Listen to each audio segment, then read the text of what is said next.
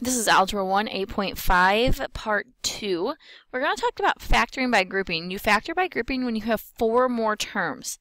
So what happens when they're factored by grouping? Most of the time they're in the correct order, but sometimes you kind of rearrange them. You want the first 2 to have something in common and the second 2 to have something in common. Well, on number 5, it's already kind of set up for you in that way. You don't have to really rewrite it. And so what you need to do is... Oh, hang on, let me go back to number 5. There we go.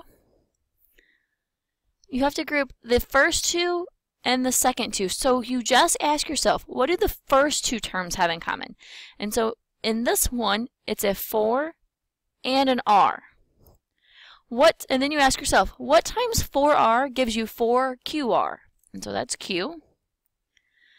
Plus, what times 4R gives you 8R? And so that's 2. Then you do the same thing for the second set here. You ask yourself, what does 3Q and 6 have in common? Well, they have a 3 in common. What times 3 is 3Q? Q. And what times 3 is 6? Plus 2. If you did this correctly, your 2 parentheses will be exactly the same. Now here comes the tricky part. Now we have to factor out what's in common between this term and this term. Well, if you notice, and this is the part where if your parentheses are exactly the same, it should always be your parentheses. So you write your parentheses off to the side. Just one of them, because you factored it out. Then, the other parenthesis is whatever is left. So in this case, it would be 4R plus 3. And now you can FOIL that, and you could get the original answer at the beginning. So that's the cool part about factoring by grouping. It helps you factor them so that you could FOIL them if needed. So the answer would be Q plus 2 and 4R plus 3. Number 6. Number 6 is also ready to go in order. And so what's in common between these two? It's an N. What times N is Rn? R. Plus what times N is 5N? 5. Now this one over here looks a little tricky. It's minus R minus 5, and that's not an L, that's just my cursor. So minus R minus 5. Well, the only thing they have in common is a negative sign. So if I factor out a -1, -1 times what gives me negative R? So that would be a positive R. -1 times what gives me -5? And so that would be positive 5. So now my parentheses are the same. So remember when you write it over here, and you're writing it so that you could FOIL it again. So when you write it over here, your first parenthesis is R plus 5, because we factored it out of the first thing and the second thing. And then whatever's left goes in your other parenthesis. So in this case, it's the N. And then it's this number right here that it's not really written. It's N minus 1 is your second parenthesis. Okay, let's go to number 7. Number 7 also set up ready to go. So you need to factor this and factor this one. What's in common between 3NP plus 15P? Be 3P. So what's left is N plus 5. What's in common here will be a -4.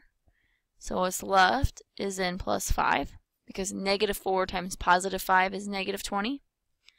Your parentheses are the same, so you have N plus 5 and 3P minus 4. And so remember to check your work, FOIL it, and see if you get what they gave you as your original problem.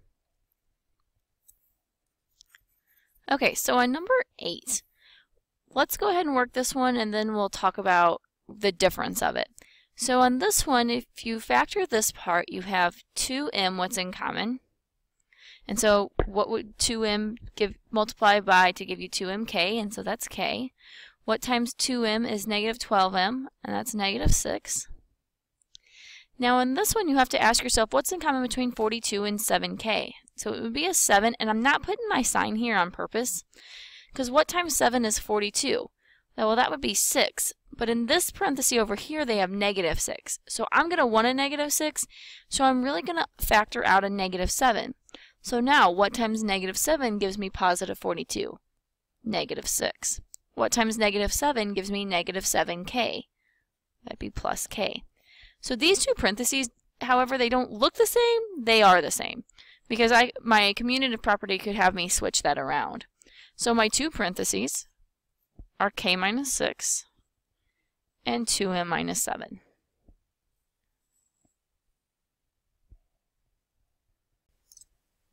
Okay, so let's do number 9 and number 10 here. Number 9, well, you've got to ask yourself what's in common between the first two terms. And so that's a c. What's left over is 1 minus 2d. The second one, what's in common between 8d minus 4? And it'd be 4. What times 4 gives us 8d? That's 2d. What times 4 gives us negative 4? That's negative 1. And so if you notice, the parentheses aren't exactly the same. Well, if you did it right, the parentheses are supposed to be exactly the same. It's just our signs that are off. So if you look, if we, instead of pull out a positive 4, we pull out a negative 4, that changes us to a negative 2d, a positive 1, which now our parentheses are the same. So our answer is negative 2d plus 1 and c minus 4. Okay, so now I want you to pause the video. I want you to try number 10, and then I want you to push play and check your work. Okay, so hopefully you've done that with number 10. And so let's go ahead and work it together here. So what's in common between these two? And that's a p. What's left over is 3 minus 2p. On the next one we look, what's in common between 18 and 27, and that's a 9. So there's a minus sign here. So right now I'm taking out a negative 9. We'll see how that works. What times negative 9 gives us negative 18p? That's a positive 2p. What times negative 9 gives us positive 27? Well, that's negative 3. Well, if you notice, our signs aren't the same. So I'm actually going to pull out a positive 9, a negative 2, and a positive 3. So my parentheses then end up being negative 2p plus 3 and p plus 9.